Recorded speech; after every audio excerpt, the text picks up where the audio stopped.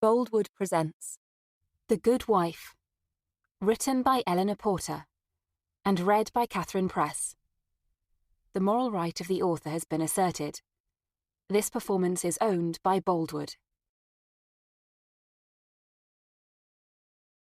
To see a world in a grain of sand, and a heaven in a wild flower. Hold infinity in the palm of your hand, and eternity in an hour. William Blake, Auguries of Innocence. Were it not better, because that I am more common tall, that I did suit me all points like a man, a gallant curtle-axe upon my thigh, a boar-spear in my hand, and in my heart lie there what hidden womans fear their will have a swashing and a marshal outside, as many other mannish cowards have, that do outface it with their semblances. Rosalind, As You Like It. Act 1, Scene 3, lines 104 to 113. Chapter 1. Again the clay on my tongue, wet and bitter, and the roaring weight of the slope piling on my chest. If I scream, the sludge will slide through my lips and press at my throat till I gag. But I must scream. In the blackness, I open my mouth. Martha, Martha, my sweeting, my coney, you are safe, safe. A man's voice, gentle and close by my ear. He lifted his arm from my bosom and stroked my face until the hill retreated and I knew myself. I was in my own bed, and Jacob beside me. All the horror of years ago, when Markle Ridge crumpled and fell on me, was done with. It was only the dead were buried now. We lay close. I breathed in the scent of the straw and lavender I had packed in the tick. The hay smell of the horses Jacob carried with him. I turned in the darkness and kissed his warm face. They will pass, Martha, these dreams. They always do. It is the month is all. It throws back its memories. It's like the plough unfolding what was hidden. The month. February, when even winter was dying. It was my father's worst month, too. He would drink till his face scattered in the ale and he did not know himself. Each year, in the weeks after Candlemas, it felt to me as though the dead stirred. They looked for the bones that had been hurled about when Markle Hill fell down. They came into my dreams and whispered that I should be with them, for hadn't I too been laid in the cold earth? Wasn't I the one who had pulled at the land with curses till it tumbled down? For 3 days the ridge had roared, and then advanced, ripping Kynaston Chapel and its yard of graves, pulling the fields along like blankets, with the terrified ewes bleating and ancient trees wrenched like pegs and put down somewhere new. I had been out thieving wood, and young Owen, closer to me than a brother, had been shaken out of his bed. The slip picked us and scattered us and covered us over. It was the freezing mud that I tasted again in my dreams. But what came after was worse. Someone, my good neighbours said, must have brought down God's house, torn his hill, struck Owen dumb with terror. I must have lain with the devil. How else would a youth like Jacob turn from a golden sweetheart to embrace a small, dark cripple such as me? Eye-biter, they called me. Sorceress, Satan's whore, abomination. They could barely wait for the gallows. Whenever I close my eyes, she's there, Jacob, the night hag. The mire puddles in my mouth and chokes me. It is as though there is no light left in the world. I'm sorry. I was never afraid of the night before. Come, he said. Come outside with me. I must be at the stables soon. We stepped out from the cottage. The day had been a wet one, and at first I placed my feet warily, but there was no need. Above the cleaving field, the sky was clear. The stars sparked as though they'd been flung up by the chiselling frost. We laced hands to trace the constellations.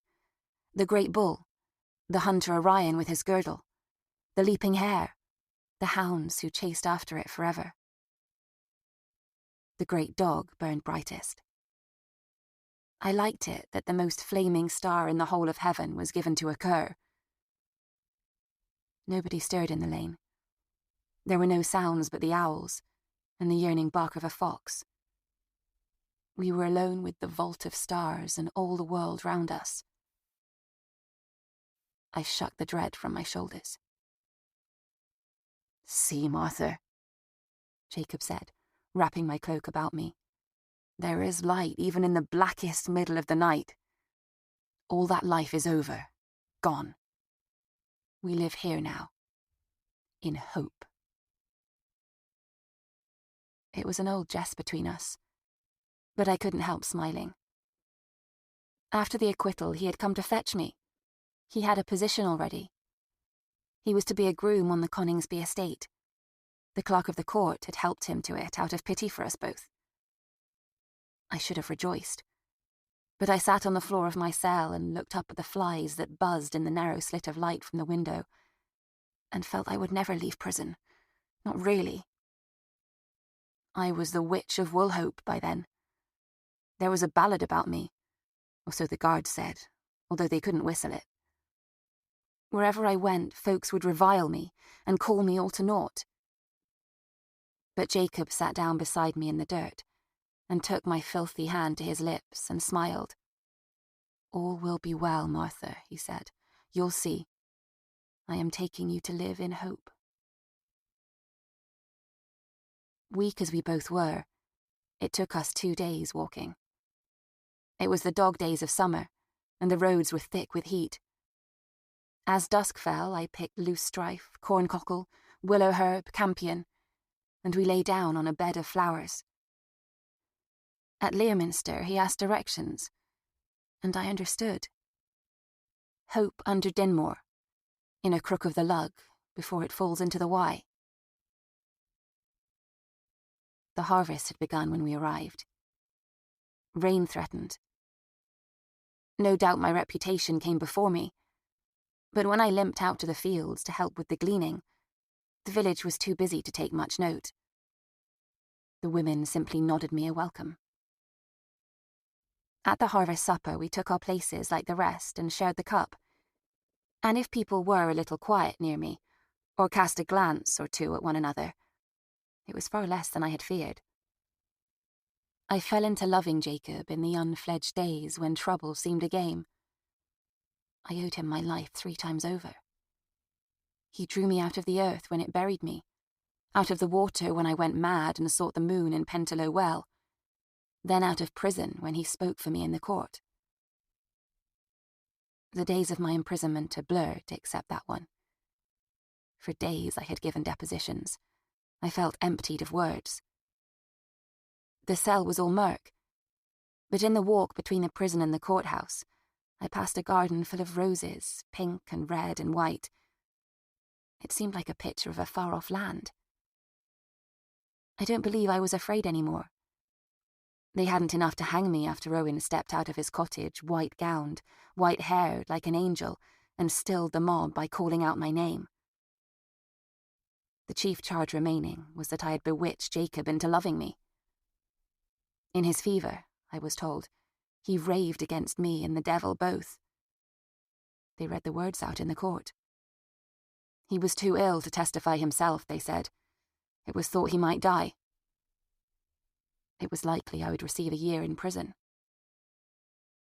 If I survived that, I was free to starve wherever I wished, so long as I was not a vagrant.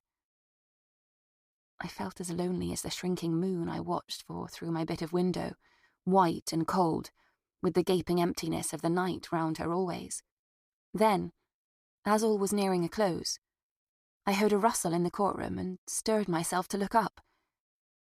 Jacob. gaunt as a ghost, pale as one, but walking without a stick.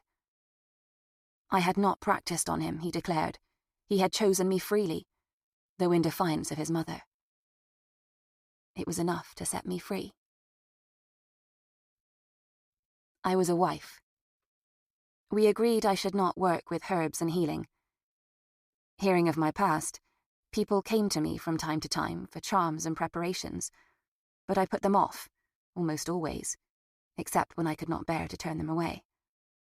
It is just a little knowledge I have, I told them. Nothing your own mother doesn't know. My fingers ached to be busy, to collect simples again.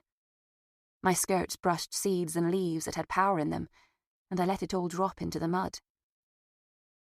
I would be Jacob's wife now, not Martha Dingley, prickly and unwelcome as a thistle in pasture.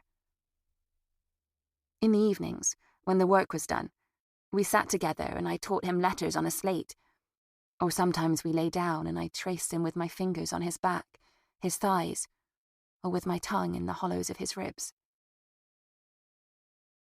It was good to walk the paths and not be known, or barely, even if my history was all about me still, like the echo of a cry.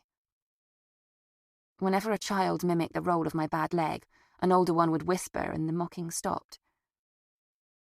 I tried not to mind it, for Jacob's sake, because he was determined not to notice it at all. One spring night I walked out to meet him in the grazing fields, and he pulled me up on a nag that was kept for the serving men, and began to teach me to ride. All my life I had been little Martha. Suddenly I was taller than a bishop in his hat. I felt the strength of the horse beneath me, and all the promise of distance and speed. "There," he told me, "you are not lame. You lack a horse, is all." Perhaps I could have lived like that forever, for as long as I was allotted, in the turn of the years and the warmth of Jacob's kisses. It was only when the nights were at their blackest and the rains did not let up that the mare hag came. In Februaries like this, when the land was numb, strewn here and there with bedraggled jags of snow. In the visions I was buried still. Even when I woke, it seemed to me I was not far enough away from the sucking mud. Often I sought him then, pulling the strength of him onto me, into me, until we both dissolved. "You need a child," Jacob would say, giving voice to his own longing. "Then you'll feel whole again." Sometimes I did not bleed for months, and we waited and prayed. I collected nettles, feverfew, St. John's wort, spoke charms over us both. He turned his face away from the fear that my womb was cursed. But the fear grew. I could see it sometimes, in his eyes. We talked of it less and less. This year, whenever the nightmare stopped my mouth with her clammy hand, he lit a candle or persuaded me outside, as he had tonight, until the quiet earth and the stars steadied me. We stood a long time in the prick darkness without the need to speak.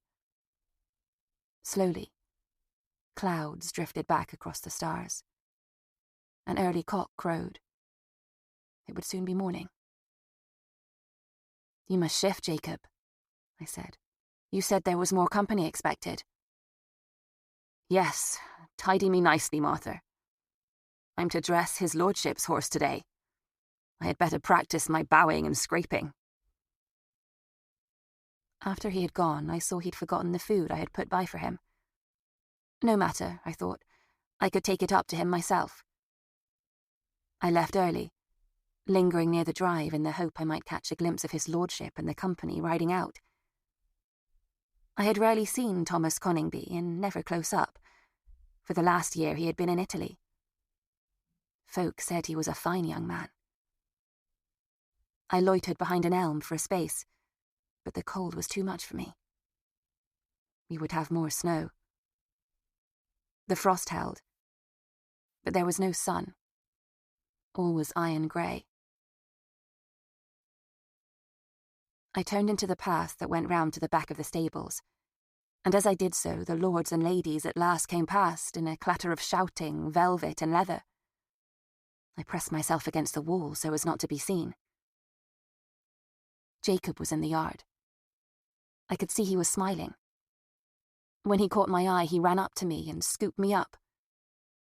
"Martha, my honeybird, my sweetheart's root, Sir Thomas himself has just been here.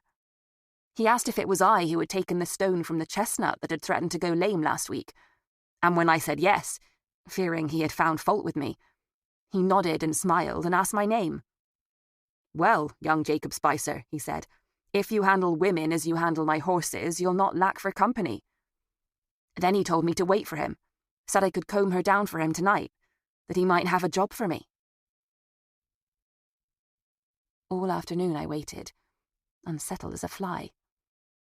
At nightfall he burst in, brimful of news and pleasure.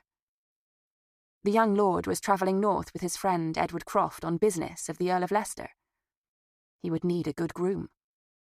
They would be gone a month, 2 at the most. "Oh, Martha," he said, "it's what I have dreamed of. To serve such men directly, it will be the making of us both."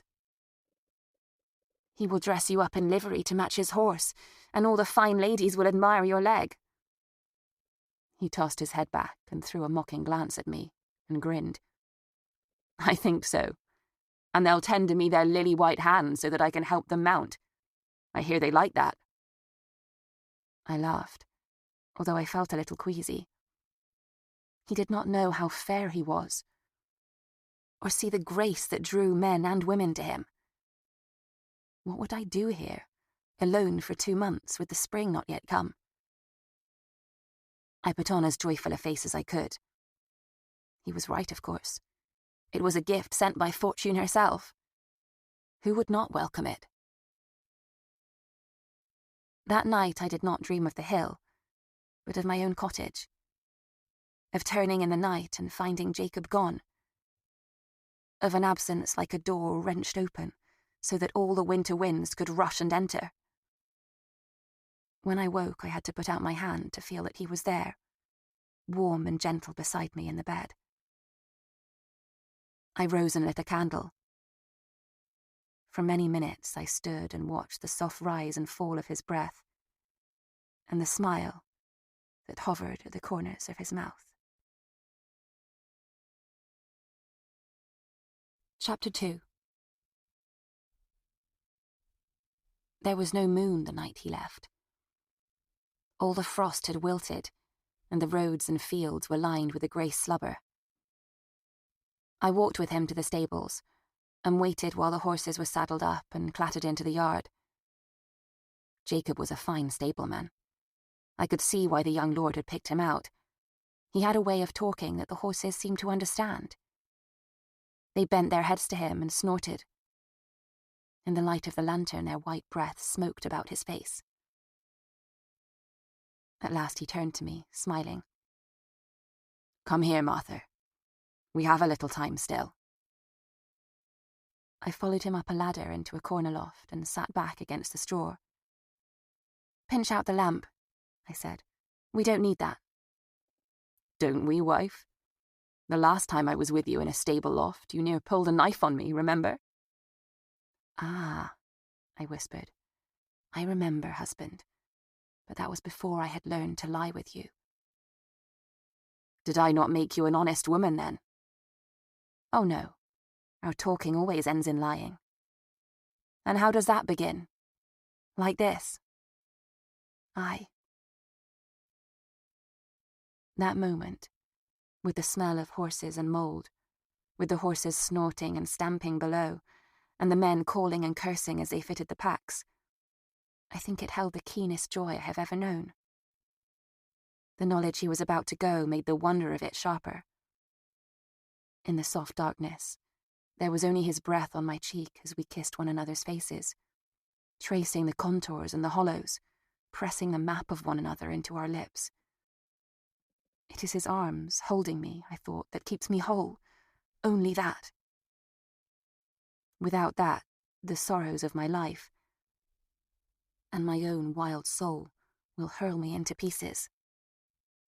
I will be like the Gabriel ratchets people tell tales of, the restless hounds forever howling across the whip skies, unable to find myself. Jacob sat up. "It is only 2 months, little mouse. I shall be back before you hang a garland up for May." "I hope so indeed," I said. "Or who will take me out a-maying and help me stain my brown gown green?" "Ha! My briar rose still." He brushed the straw from his hair. "Jacob, lad," a voice called. "Have done and come down. They'll be here any minute." He bent towards me, suddenly earnest. "I don't doubt you. All the same, be wary whom you trust, Martha. You know the steward's fondness for making bastards. No, don't take on. If any call you into their house a-healing, make sure there's a woman by. Bolt the door nights, and don't walk abroad." "I will obey, my lord. I'll not stir from my own hearth, nor lift my eyes from the earth for fear of dishonour." He threw his head back in his old way, narrowing his eyes. I placed a finger on his lips before the hasty words came. "Forgive me," I said. "Don't let's quarrel. I cannot bear you to leave on a quarrel. Come, Jacob. I am tame.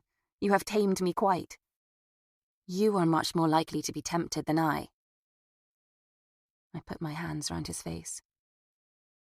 "Morning and evening, I shall hear the culvers cooing their constancy, and I shall sing with them of mine. Be as true to me as I shall be to you." "As true as the circling sun, Martha." He smiled, kissed me once more, and leapt down the ladder. Then all was commotion. The bleary young lords and their retinues came swaggering in.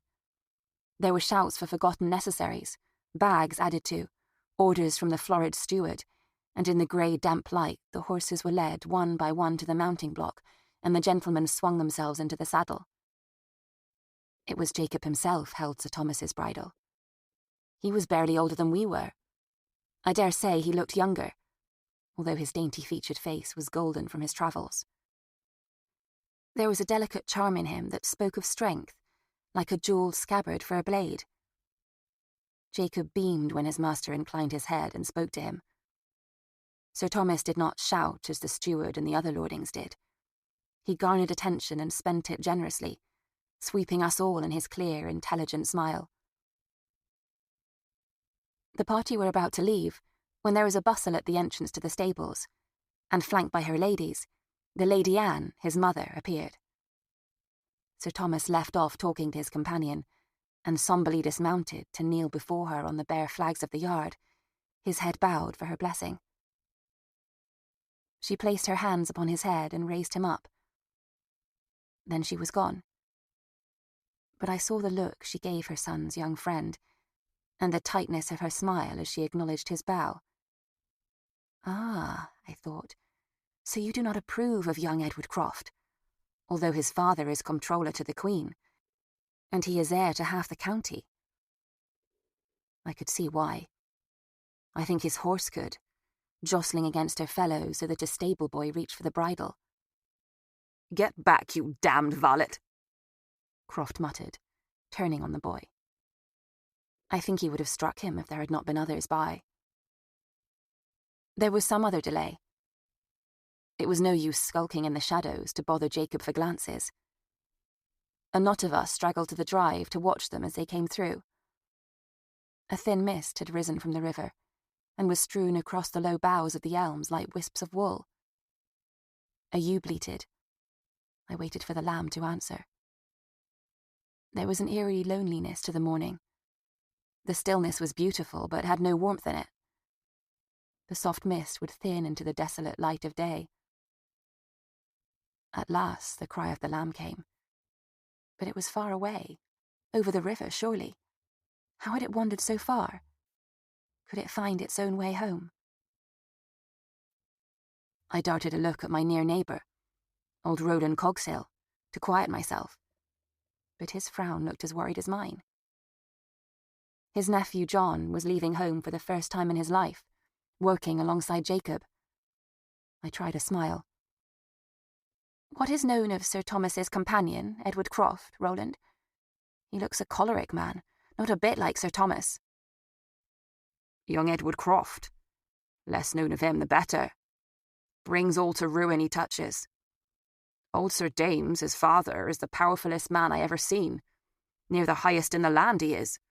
Rules the Queen's house and everyone in it. But even he ain't got a clue what to do with him. Folk say Edward killed a man out Lincoln way. That Sir James had to spend no end of money keeping it in the county. I reckon they're only too glad to lose him to the north for a month or two. Hoping he don't come back, I dare say. Then I'm glad he's not Jacob's master, or John's. But I'm surprised Sir Thomas should like him so, or his mother allow him to be one of the party. Well, as to that, she don't have much say. Young Lord Thomas is a grown man, and not in hock to his mother. And Edward Croft may be lively company when drink or his own dark soul don't set him roaring. There's many enough like that, young Martha, great or small. That's true too, I said, thinking my own thoughts till the coming of the company pushed them aside. The two young lords were out in front, with feathers in their hats, their mares prancing at the bit. Sir Thomas slowed as he pricked past us, deigning a smile on old Roland, and behind him was Jacob, easy in his own strength, watchful of his masters. He did not need fine cloth to gild him. I held his gaze for just a moment, caught the glint in it, but could not catch the words his lips began to shape, for there was a sudden stir. It was Master Edward's horse. Something had startled it. The mare was rearing all over the road with her rider laying about her, as though a whip would calm her. Jacob rode forward quickly, leaning across to take the bridle. But Master Edward swore at him to hold back, and jerked at the bit and brought her in line, the fear still red in her eyes. What made her start so? I nudged Roland. There was a Watkin ran across, near under the hooves. Didn't you see a couple of the hounds go after it? I swallowed. A hare? That's what I said. He looked at me sharply. He knew as well as I did that to cross a hare at the start of a journey boded ill for the travellers. And it don't mean nothing. Don't have to. Leastways, not for yours or mine. Let's not dwell on it. Look how the sun is trying to shine on them. Give him a last wave, girl. They're nearly through the gatehouse. I could not tell if he saw me. I think he looked back. Then they were through the gatehouse, and the wide road took them. Roland patted my hand. Come on home. He's a fine, steady lad. He'll be back before you know it. I smiled and nodded, and we turned towards the row of cottages. The sun was leaking into the edges of the day, but it could not reach the lane. As I neared my own door, I felt suddenly that I did not wish to enter my empty home. Not yet. I would walk a while, slow as I was, and see if I could lick up some dregs of light. It was a long time since I had wandered gathering simples. I felt a strong wish to do so, if only to banish from my mind the hare's warning of mischance. Perhaps old Roland read a little into my thoughts, because when I made my excuses, he shook his head gently. Fortune is as she will be, girl. There's a sight more hares waiting in the grass. She ain't riding all their backs. Give it over. There's no use moithering on signs. I took a path to the southwest that wound slowly uphill through the woods, curling like shy ivy round and alongside the main straight lane. It was a habit not to want to be seen, and besides, I could take what bark and what roots and leaves I wanted with more ease. Not only that, Jacob's leaving had churned up all my old disquiet. If I could, I thought, I would wait here for his return, like a hedgehog in a drift of leaves. Foolish, of course. Even before I reached the brow, a woodsman hailed me from a hazel stand a few yards off. He wished me good day, and asked after the company. Had they made a fine departure? It soothed me talking to him. It reminded me that I was simply Martha Spicer, a respectable woman, who kept a clean enough house and was married to a good man, who a neighbour would ask to mind a baby or lend a cup of milk, without a blink of fear. It was as Jacob had said over and over. I could let go fearing my fellows. At least for now, I thought, bidding the man goodbye. At the brow, all the tributary paths flowed into a clearing that opened off the Hereford Road. Hampton Court Castle was laid out below me, with its square walls and neat stables and embroidered gardens. All the mist had cleared. The light and indifferent white, that permitted colour but did not encourage it. Behind the court the river was an iron bar. It seemed to assent to the great house, and offer itself as a fierce girdle. I could not see my own cottage. It was hidden in the hollow. Morning barely reached it before the shadows stretched from the sloping fields to claim it back again. Even our lane snuck down away from the road. For a while, Jacob was stepped up into the world of strong walls and windows, the world of those who could pattern out the earth and even bend the river, who could kick up the mud of the road and scoff at portents. What must it be like, I wondered, to look down on a score of chimneys, on fields and hedges and paths, and to feel ownership, to feel it in the pulse of your blood. You could plant your legs so firmly on the earth, look down the middle of the road. Common people would step aside as you approached, and you would barely notice. They would be beyond Leominster by now. I could not make out much of the road. There was too much of a haze in the air, and it was too fuzzed about with trees. It was clearer the other way, towards Hereford. I pretended to myself I could see the city walls and the tower of the great cathedral. Owen was there, somewhere, in a scholar's gown, his hair as white as the day he'd stepped out of his mother's house and climbed up to me on the cart that was taking me to jail. Angel, the crowd had whispered, leaving off their baying and cursing to watch as he called my name and climbed up and embraced me. Who could say I'd witched him after that? My little Owen, who I'd taught to read better than any hedge priest. He'd be grown now, near us. He was doing well, he wrote. He was going to be sent to Oxford, to the university. When a letter came, it was not often. 1 year I had 7, 1 year 2. When a letter came, I would not read it straight away. I kept it folded in my gown, feeling the paper with my fingers now and then, the pain and the joy of it. Owen, who was lost to me, who was thriving, who had not forgotten. What I would give to see him. He was to be let into the world of streets and money, of libraries where all the learning in the world waited for the reaching hand. There was no use my dreaming of any of that. Would Jacob write? I smiled. It was not likely, or if he did, it would not be much. He had mastered the letters quick enough, and could read any page of the Bible, but he'd had no need of writing, nor occasion to practice it. For him, the world before him, with all its variousness, was enough.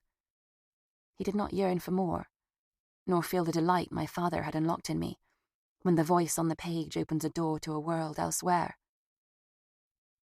Tell me, I'd said. Write to me and tell me all about the places you pass through, the people you meet. He'd laughed. I'll be back before the letter would reach you. I'll put you on my knee and tell you myself. How one town was very like the last, how one master was haughty and another kind, and how I tired of kissing the women.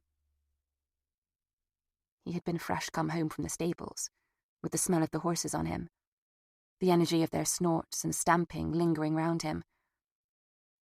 I closed my eyes and stood still on the road, to hold the picture of him in my mind. For God's sake, make way! A man's voice shouted behind me, beside me. What? Are you mad? In the middle of the road like that? You might have lamed her. A gloved hand roughly pushed me aside, so that I cried out, stumbled, lost my footing, and half fell. I was not hurt, thankfully, but my gown was muddied, and the herbs I had gathered were lost. I had let a dream knock away the morning.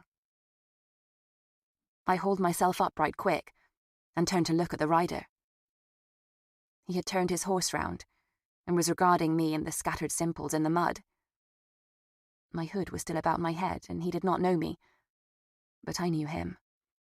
I had seen his skinny shanks often enough, checking up on the hands. The crest of the hill was only a few paces behind. The horse was not breathing hard. It had not taken the rise at a lick then, more like a walk. He might have called out. There had been no need to push me. I lifted my eyes to meet his gaze as he stepped the horse closer. He did not like that. For a moment he raised his whip and leaned as though to strike me. It was enough. I dropped my eyes and bobbed. "Forgive me, my Lord Steward. It was careless of me. I beg your pardon." "You are one of our people, aren't you? Pull your hood back." He put his face down close and peered. I focused on the mole on his chin, the long hairs dangling from it. "Ah," he said at last. "I know you. You are the wife of the stable hand Sir Thomas has taken a fancy to.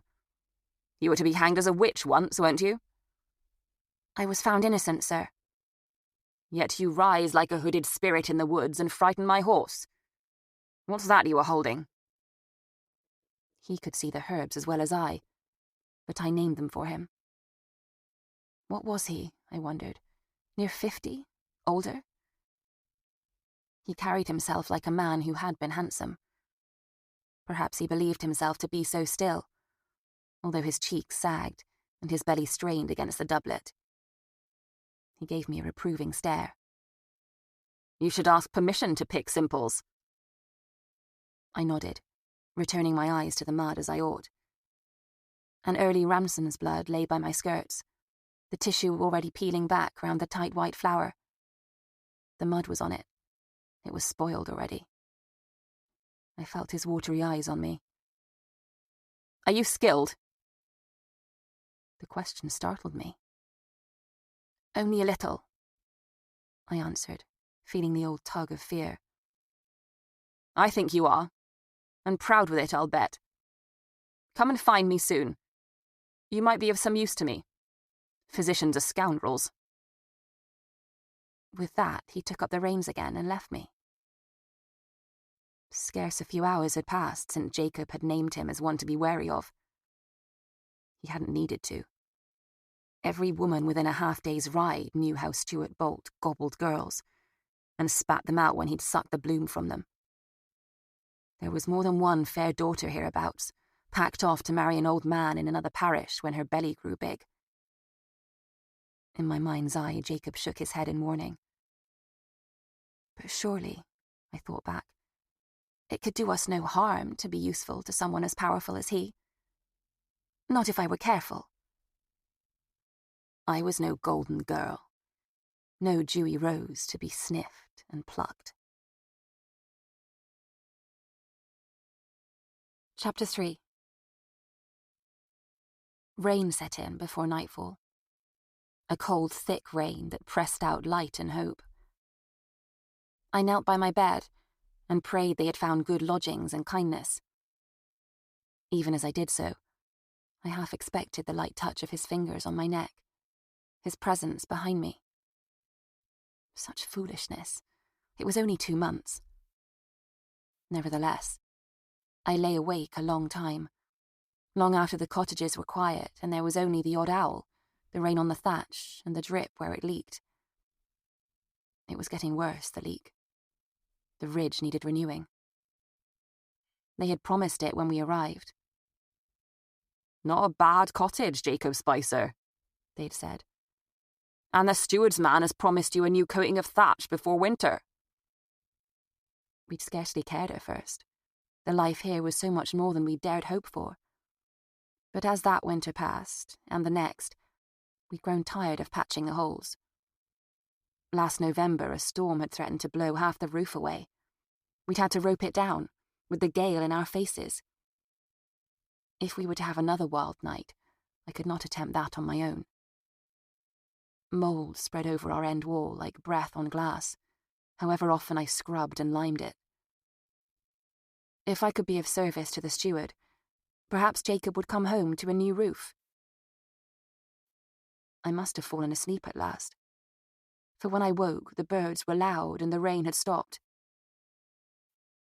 I opened the door to sunshine, and to Sally Robbins, my neighbour 2 doors down. Silly Sally, we called her. She was always wittering to fill the empty spaces in her head, or else worrying after things she could not help, as though it were only her fretting stopped the sun from falling down. There was no harm in her for all that. When her sister had died, she had taken the children in, though there was scarce room to stand. It had been the making of her, for it gave her a whole houseful who would worry her forever. She was forever clasping the children to her big turnip breasts and weeping at their faults and falls, and they loved her for it, and strained to get away. I smiled. It felt good to have another's voice in the house, and if I couldn't have Jacob, hers would do, for it lined the emptiness without my having to make much in the way of response. Well, I didn't see you all afternoon, and I said to my Michael, that poor girl. I know you were a grown woman, Martha, but you are a girl to me ever since I saw you arrive, thinner than a reed in winter. So I said to myself, that girl has gone to be alone to weep. And I expect you didn't get a wink of sleep, did you, all night long? I smiled to think I was near as feeble as she thought me. I slept quite well, Sally, thank you, although the rain was coming through all night. Yes, you look pale as death itself, poor thing. It's a terrible thing to be lovesick. And you too like pretty doves. If a dove could be as dark as you are, dear. If I'm honest, you are more brown like Mistress Blackbird, and you have a lovely voice like her too, I've heard you singing. And Jacob your ouzel, but golden. Michael said if you think she's lonely, you could send the baby round to her, he'd keep her busy enough. I'd be happy, Sally. And make you pine the more. Well, maybe an hour or 2 of an evening. I have that much to do, I barely eat some nights, and the poor babe's so sick with the king cough he whoops all night. But don't you worry, you'll have some of your own before long. There's nothing like a bit of yearning to quicken you up when he comes home. Perhaps if Michael had gone away a bit more, we'd have had our own. But see, we've plenty. You have, Sally. They're doing well. Are they? Do you think so? You don't think Jack has taken to stooping? They're working him too hard in the yards, and now with Jacob gone, he'll miss him near as much as you will. Always a kind word, Jacob, like a brother he's been. Sally, I said, for my patience was wearing a little. Roger Boult, the steward, accosted me yesterday as I was gathering herbs. He wants me to attend to him. I think it must be a sickness of his own, or someone else in the household. Do you know of anything? Sally pursed her lips together. I won't hear a word against Sir Thomas. He's the best master that ever lived. I nodded her on. But that steward is a knave. A bobber and a beguiler, that's what he is. Don't have nothing to do with him if you can help it. Or if you can't, sew up your petticoats. Have no fear for me, Sally, I said. I've known fetters already. There are things worse than hanging. If he touched me, I'd stab him in the throat. And I showed her my knife to prove it. It was a lie, of course. There was nothing worse than the fetid, rat-ridden cell, and the slow, festering hours, and the jailer's leer and the noose approaching. Sally was an innocent after all, compared to me. He's not after my skirts, or not particularly. There must be an ailment. Do you know what it might be? Well, I wouldn't be surprised if it was his leg. His left leg. Word is, he's a canker on it, after a dog bit him. That'll be what it is. Goes everywhere with it all bound and bandaged. They were talking on it up at the court. Said it smelt foul, that Sir Thomas's lady mother had wrinkled her nose. Should be in his pizzle, not his leg. All the girls in the parish would be a sight better off if that got bound. After she had gone, I stood by the door, thinking. A canker. That should not be so difficult to treat, although it was a poor time of the year for gathering fresh plants. My store was meagre, barely more than any good housewife would have. Put them by, Jacob would say when he came home to find me with pestle and mortar thinking up poultices. And I did, more and more, till I mostly forgot how it had been before I married, when every meadow and hedge would sing to me to be picked and used. There was chickweed coming up already, that I could boil with vinegar to clean the wound. I went to my simples box. Ground goldenrod, betony, fennel seed, horsetail, calendula, hemlock. I had enough. The first time my grandmother had taken me with her to treat a canker, I ran from the stinking hut to retch. She stood at the door until I was done, then pulled me back in and held my hair to make me kneel and look. It was an old woman who lived near Putley, with no family or children about her. And my grandam sat her in the weak winter sun and stood over me until I had cleaned the wound and pasted it. Then she had me clean the tick the beldam slept on and cook her broth, because, she said, healing begins in the belly. I doubted the steward would be needing pottage. I thought of the way his mouth always hung a little open, as if waiting to be fed. I wasn't afraid of his lechery. If he laid his big, clammy hands on me, I could brew up wolfsbane and quiet him forever. It was thoughts like that that scared me. The part of me I had lain hidden in the box, the hungry, out-facing spirit in me that had led me almost to disaster. The spirit that urged me to look directly into men's eyes, into the workings of things, the workings of nature herself. I took out a root of oak fir I had gathered in November and held it in my fingers. How insignificant it looked, thick and woody with its yellow scales, how easily tossed aside. But I knew how it could loosen the chest, soothe the stomach. Half empty as it was, my box was full of power to heal and to hurt. If I cured Boult, I would be called on up and down the village, further perhaps. It was bound to happen, I said to Jacob in my head. Don't worry. We have friends here. I'll be careful. Chapter 4. Still I delayed any visit to the steward's house. Quite apart from taking up healing, I had sworn to myself, after the trial and my deliverance, that I would not mess with great ones again, but live quietly among my own sort, a good wife. It should be enough. When Jacob was close by, it was, oh, more than enough. There are summer days when I hailed him as he returned home from the yards or the warrens, and breathless and laughing we turned into a hollow where the grasses and a willow made a green room, and we flung ourselves down, and I lay between the press of the earth and his warm body. When we had to mix with the court on holy days, I held myself so quiet I believe I was barely seen at all. It wasn't difficult. What were we but cattle to them after all? We had no books.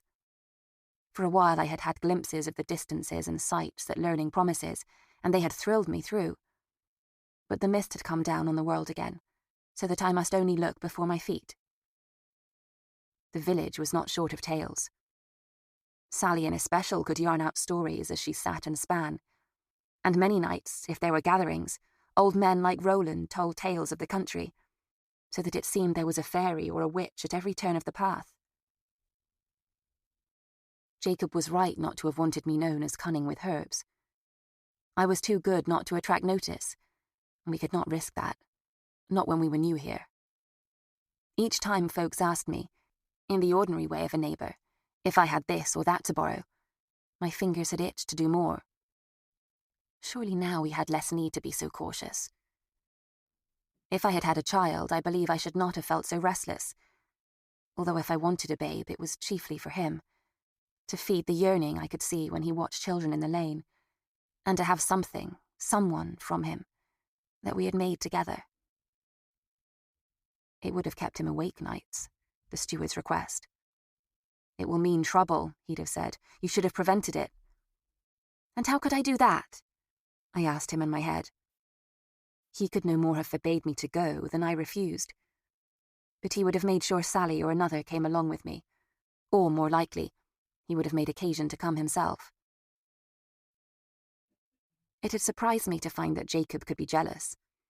What was I but a cripple, the daughter of a drunk? At home it had been thought proof of my witchery that he'd wanted me at all. Folk were kinder to me here.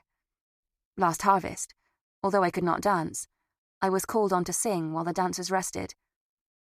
I finished the bitter withy, and Simon Fosbrook, who had clapped me louder than the rest and had had a cup too many, came up close and stood with his tankard raised and shouted a toast to the pretty songbird.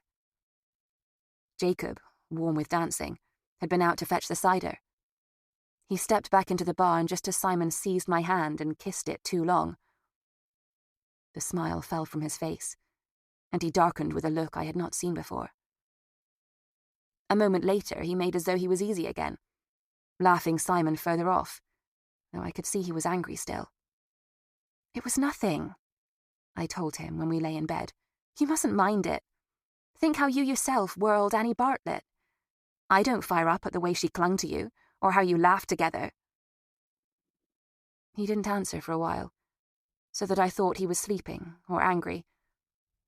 Then he turned to me and kissed my lips hard.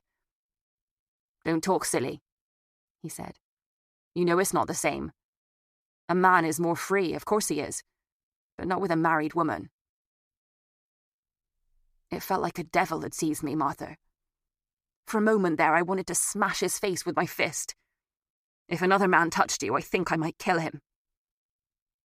"What foolish talk," I said, smiling, brushing his cheek. To my surprise, it was wet. I lay awake a long while afterwards, with his sleeping head on my breast, and the rise and fall of my chest following his breath. He was dearer to me than life, and yet there were moments when he seemed strange. I had seen him throw Annie in the air and catch her, and I knew it did not matter. It was only the dance and his glad, free way of giving himself. How could he be angry at another man's trifling if he believed me true? I was not permitted to debate my visit to Boult for long. 2 days after he knocked me down, there was a banging at my door. It was scarcely dawn. One of the steward's household was outside. "Martha Spicer, you're to come now to tend my master's wound." "Now?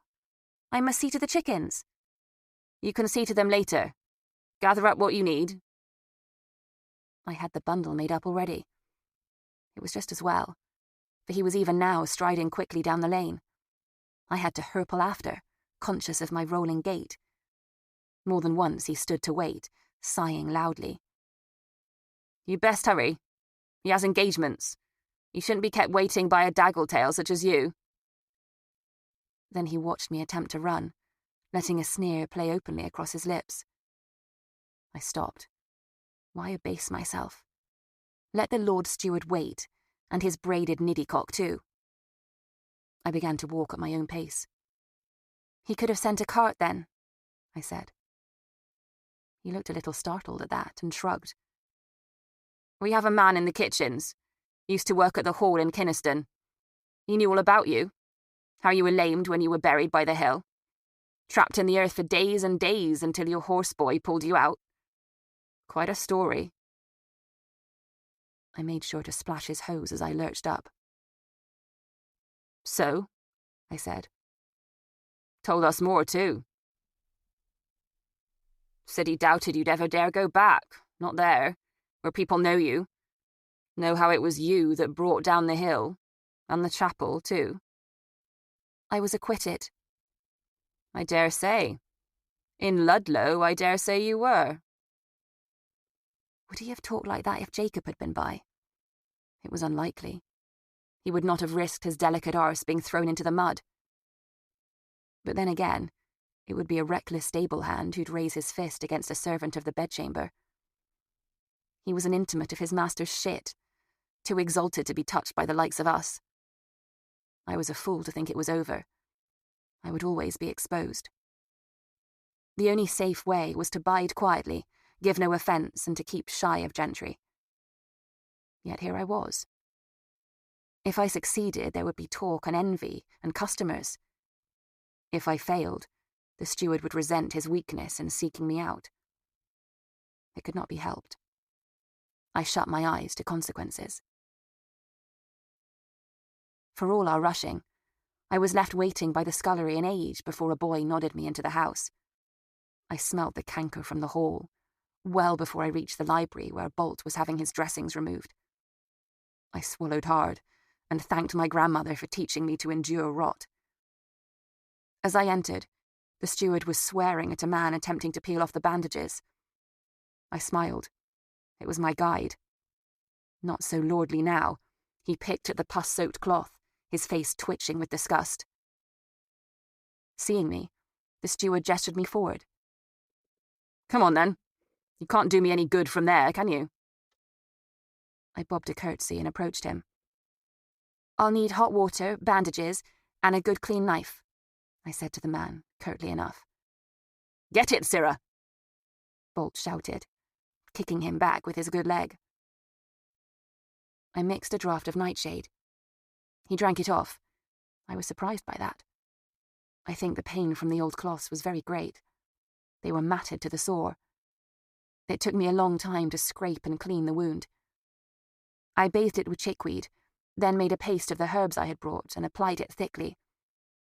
His skin was very white and hung loosely on his calf. A stick of a leg, with a great round belly above it. He grimaced with pain as I worked, but the nightshade kept him placid. He stared at me with his pale, blood-traced eyes and let his fleshy lips hang open. Above him was a painting of a young woman. I suppose it must have been his wife. Sally had told me she died a long while ago, soon after they were married. She was pretty, in a deep red dress with puffed shoulders. A cross hung from a rope of heavy pearls about her neck. I felt as though she caught my gaze and knew me, and I looked back so long he kicked me on the shoulder with impatience. There was something poised and ready about her, as though she were about to jump up and escape this dark room with its rank air. When I was done, I stood and stretched myself and looked about me, calling for vinegar to rouse him.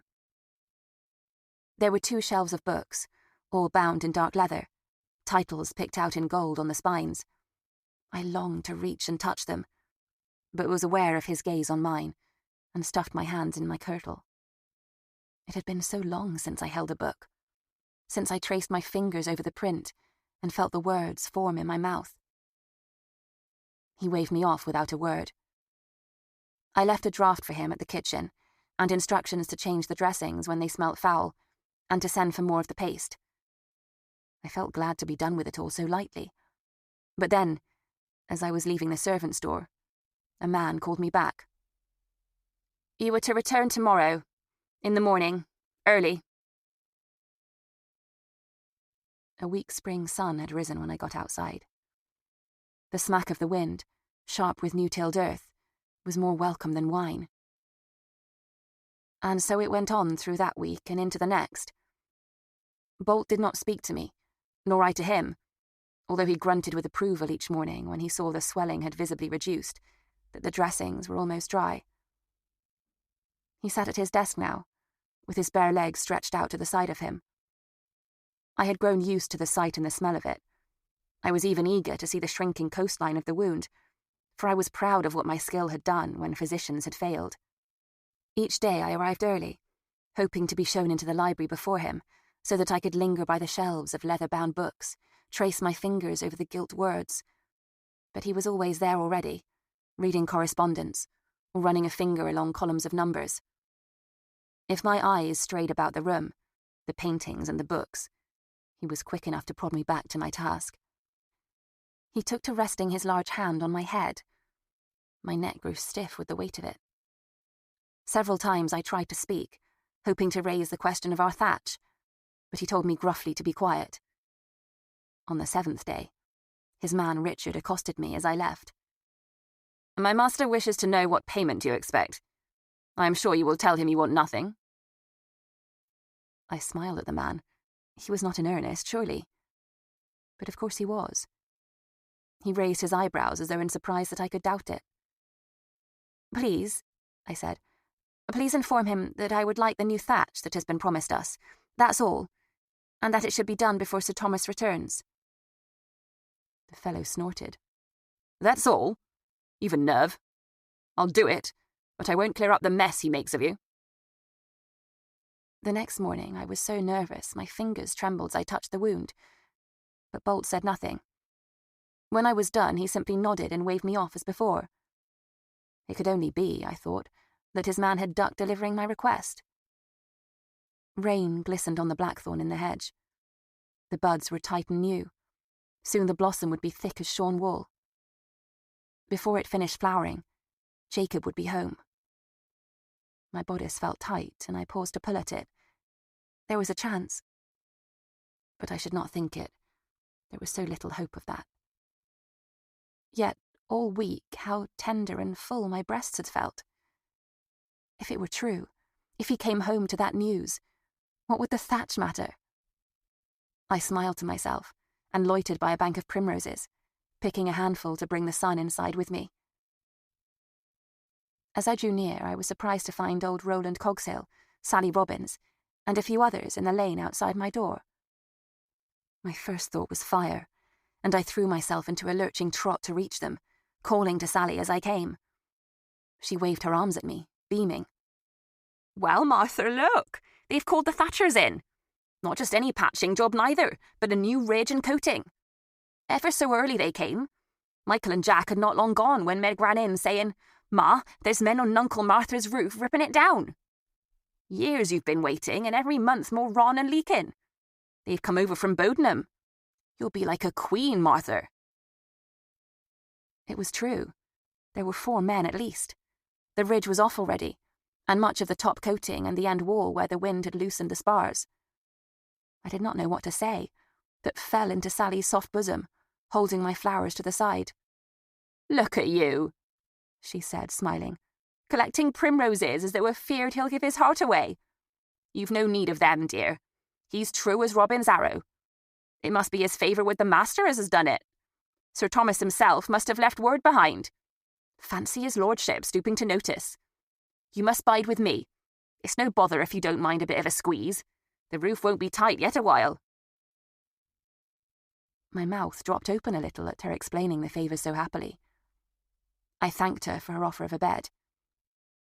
"Wait a bit and I'll get the cart from the yard and help you move your things out of the weather," Roland said as Sally bustled off. "You can keep them at mine. There's no end of room in the place while my John's away." There was not much that would spoil, only the tick we slept on, and Jacob's clothes and stable gear. His chair. My own clothes and my box of simples I could take to Sally's.